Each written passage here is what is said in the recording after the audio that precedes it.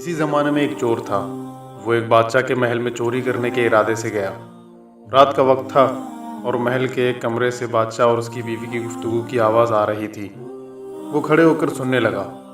उस चोर ने सुना कि बादशाह अपनी बीवी से कह रहा है कि मैं अपनी बेटी की शादी ऐसे आदमी से करूँगा जो निहायत मुत्तकी व परहेजगार हो, बहुत अल्लाह वाला हो।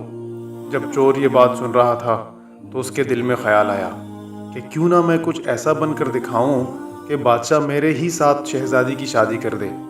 दिल में एक हिर्स पैदा हो गई।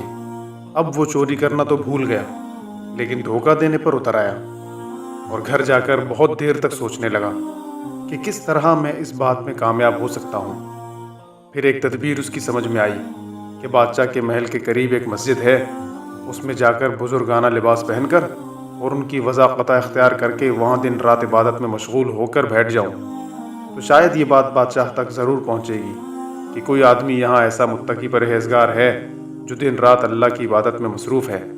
तो हो सकता है कि बादशाह की निगाह मेरे ऊपर पड़ जाए और मैं शहज़ादी से शादी करने के लिए चुन लिया जाऊँ। ये उस चोर का एक निहायत हकीर और जलील दुनियावी मकसद था जिसके लिए उसने ये इरादा किया। फिर उसने अपने प्रोग्राम के मुताबिक बुजुर्गाना लिबास और पोशाक वज़ाक़त इख्तियार करके उस मस्जिद में जाकर नमाज़ों पर नमाजें, ज़िक्र तिलावत, मुराक़बा सब शुरू कर लिया।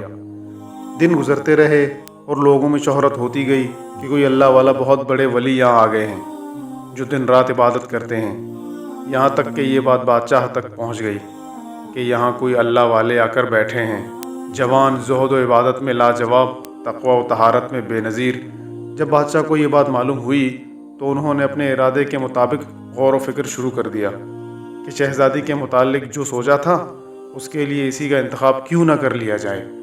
बादशाह ने इस सिलसिले में गुफ्तगू के लिए अपने वज़ीर को भेजा। वज़ीर उस शख्स के पास मस्जिद पहुंचा और बाअदब होकर उससे कहा कि मैं आपकी खिदमत आलिया में बादशाह की तरफ से एक पैगाम लेकर आया हूँ। उसने पूछा कि क्या पैगाम है। वज़ीर ने बताया कि बादशाह ने कई साल पहले ये फ़ैसला कर लिया था कि वो अपनी बेटी का निकाह एक ऐसे शख्स से करेंगे जो बड़ा मुत्तकी और परहेज़गार हो, अल्लाह वाला हो, और वो उसकी तलाश में थे। उनकी जो नज़र गई तो नज़र इंतखाब आप पर आकर रुक गई है। लिहाजा बादशाह ने मुझे भेजा है कि इस सिलसिले में आपसे गुफ्तगू करूं। ये शख्स जो दरअसल उसी तमन्ना व आरज़ू में यहाँ आकर बैठा था, बहुत देर तक वज़ीर की गुफ्तगू सुनता रहा। उसके बाद उसकी आंखों से आंसू जारी हो गए। वज़ीर ने पूछा कि क्या बात है, तो कहने लगा कि आज जो पैगाम लेकर आप आए हैं ये पैगाम मुझे मंजूर नहीं है। वज़ीर ने कहा कि क्यों मंजूर नहीं। उस शख्स ने कहा कि देखिए, मैं साफ साफ बात आपको बताता हूँ कि मैं असल में एक चोर था और एक मर्तबा बादशाह के महल में चोरी के इरादे से गया था। फिर जो कुछ भी हुआ उसको सुनाया और उसके बाद उस चोर ने कहा कि मैंने तो ये वज़ाक़त इसी हिर्स की वजह से इख्तियार की थी, लेकिन मैं यहाँ आकर बैठा तो मेरे खुदा ने मुझे अपना बना लिया। अब बस उसके बाद मुझे और किसी की कोई ज़रूरत नहीं। मेरे लिए मेरा खुदा ही काफ़ी है। बेशक जब इबादत इबादत हो जाए, नमाज नमाज हो जाए, ज़िक्र ज़िक्र हो जाए और हमारी दीगर इबादतें वाकई इबादतें हो जाएं, तो बेशक ये नमाजें और इबादतें इंसान को बुराइयों से रोकती हैं।